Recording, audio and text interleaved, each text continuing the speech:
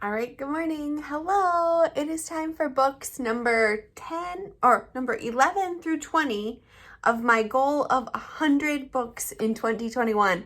I can't believe it. I feel like I'm doing pretty well with this goal. Number 1, I read Run Like a Mother. Now, this is an interesting book, and I was a little intimidated by this book. I read it years ago, and it didn't hit me at the right time. Do you know what I mean?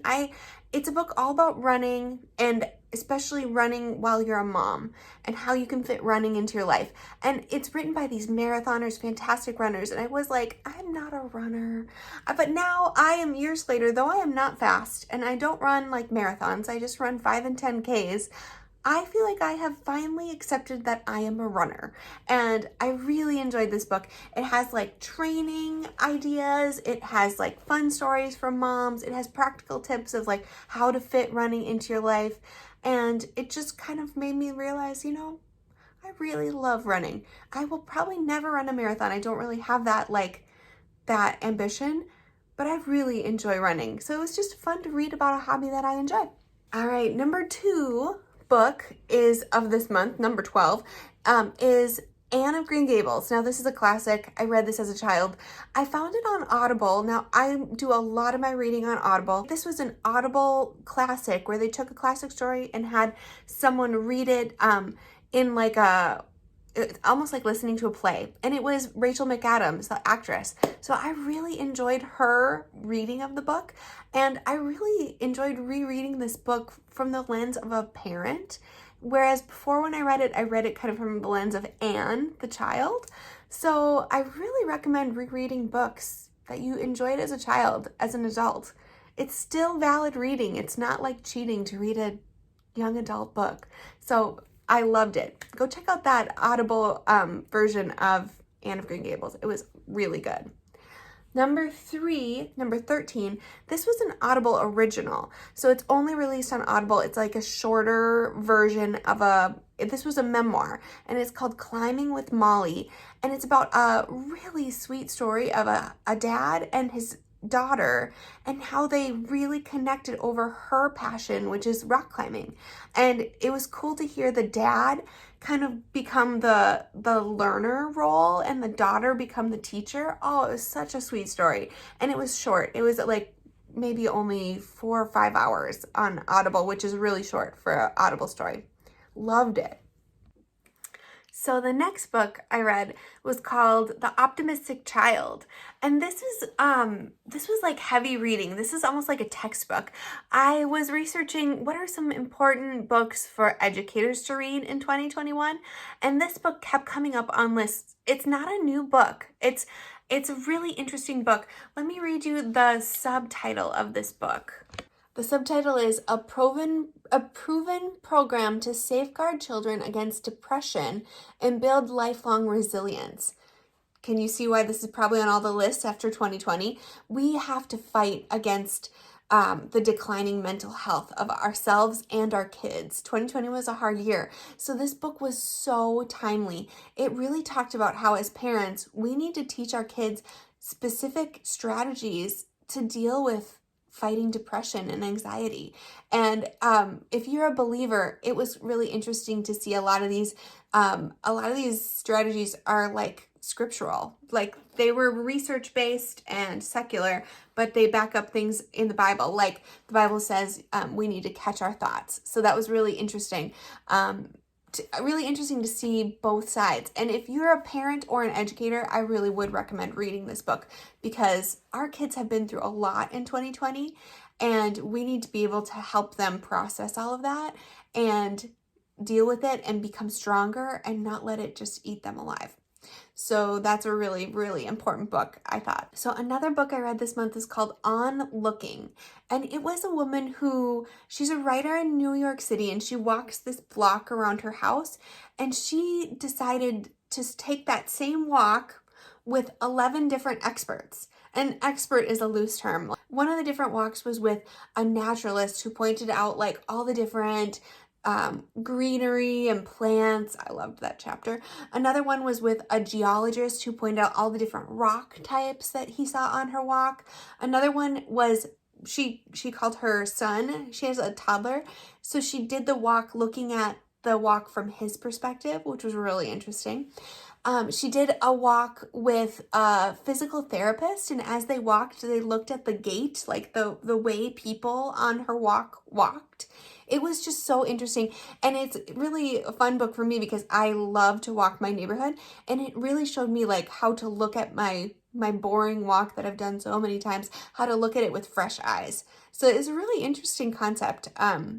I enjoyed it. It's a good book. One of the devotional books or biblical books that I read this month was called Fully Alive. I read it with my Bible study women at my church, and it's by a local author. Her name in the Twin Cities here. Her name is Susie Larson, and it's an amazing book for people who are struggling with anything. They have a chapter about every kind of struggle that you go through, and Susie tells her story. She's been through a lot, and she points you back to scripture. And I really, really loved it. Like if you're struggling with depression or grief or anxiety or physical pain, there's chapters for all of those. And it's really a book that I think I'm going to keep on hand and recommend to people and kind of use it as like reference for my life when I go through difficult things. So right now I'm not in a really difficult season, but it's one of those books that I know I'll return back to at different stages of my life. The next book is a book that I found on Instagram, actually. I follow this awesome plant Instagram account. It's called the Houseplant Journal. Beautiful pictures of plants. I learn a lot from it. And then the guy who does the Instagram account wrote a book. So of course I had to buy it. And it was such an interesting book. It's beautiful. Like the book itself is beautiful. So don't buy it on Audible. Like buy the actual hard copy. And I'm going to keep it as a reference. I learned a lot about like soil and pruning, and I'm not a new plant parent. I've been having plants in my house for years, but I still learned a ton. So if you're kind of getting into house plants or if you like plants in general, go check out this book. I really enjoyed it. What are we on? 8th? The 8th book of this list is another Audible original. It's called Off Menu. And if you are a foodie or if you like to cook, or anything like that, if that interests you, you will love this book. It's called The Secret Science of Dining and Cuisine and Food. I would call it like a deep dive on all things food. It talks about different flavors. It talks about like the dining experience, like everything from the smells to how the table looks to the different dishes and silverware you use. Like, it's fascinating. My husband and I both read this book, and he loves to cook, and it has been such an interesting conversation starter. I mean, it just tells you random little things like there's all this weird science behind if your music in your background music in a restaurant, for example, is too loud, you won't enjoy the flavors of your food as much. Or if you're served food on a circular plate versus a square plate, the food literally tastes different to you. It's like crazy. And it talks a little bit about marketing, how different companies, like when they package their food, they package it a certain way. It just is so interesting. If you love to eat, if you love food, you should totally check out this book and tell me your thoughts on it. I feel like I'm still kind of processing it. It's really interesting. I might read it again, actually. The next book I read was one I had read years ago. It's called End of the Spear. And if you're a Christian, if you're a believer, I would say this is like required reading. It's about a group of 5 missionaries from years ago. It's written by one of the missionaries' sons. So this group of 5 missionaries, they went to Ecuador and they tried to reach this people group. I won't tell you the whole story, but it's really an amazing story and you should read it if you believe in Jesus and you believe that people need to hear about Jesus. It's so interesting. Okay, and then the last book I read is called Becoming Fluent, and it's about learning another language. And it's something I'm really interested in for 2 reasons, because I am an English teacher and I am always learning languages. I'm kind of just fascinated by different languages right now. I continue to learn Spanish, and then I'm learning Chinese, which is such a complicated language. So one of the main points of this is that adults can definitely still learn a language. It's never too late to learn a language. And another thought of this book is people just kind of like say, oh, I'm just bad at learning languages.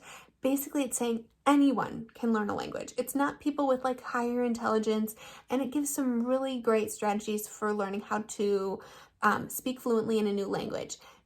It's really just an encouraging book. And if you're an English teacher like me or a language teacher, it gives some really cool strategies for helping kids learn and adults learn how to speak in a new language. So if that's an interest of yours, you should definitely check it out. That's another one on Audible.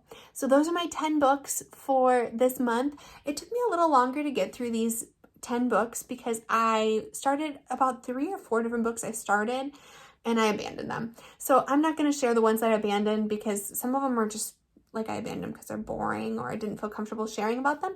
So my encouragement to you is if you are stuck in a book for whatever reason, don't stay stuck. Just give it up. Sometimes books just come at you at the wrong time, like you're just not interested in them, and then maybe a year later or 2 years later, you'll be interested in them. So just don't like force yourself to read something you're not interested in. That's terrible. Why would you force yourself to read something? Nobody's making you read it if you're done with school, right? So happy reading, everybody, and I'd love to hear some of the books you're reading right now. Talk to you later.